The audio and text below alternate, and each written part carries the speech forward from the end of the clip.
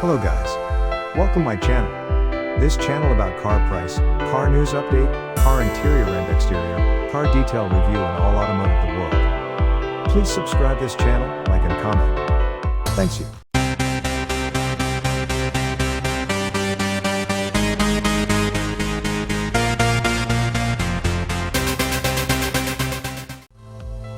Remember when Rich Benoit, a.k.a. Rich Rebuilds, decided to stuff the electric motor from a Zero motorcycle into an ATV to create his own electric off-road toy? Well, Polaris is taking that idea to the factory level with the new 2022 Ranger XP Kinetic, an off-road utility vehicle packing zero power. The motor, which makes 110 horsepower and 140 pound-feet of torque, looks to be the ZF7510 used in the SR/S bike. In the Zero, the ZF7510 produces a 124 mph top speed. In the Ranger, that'll be less.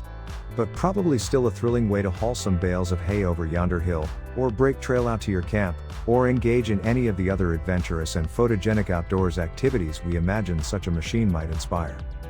The XP Kinetic isn't an RZR, but neither is it a Dur work cart like the Ranger EV with its 30 horsepower and lead-acid batteries. 10 inches of suspension travel and 14 inches of ground clearance speak to some fun.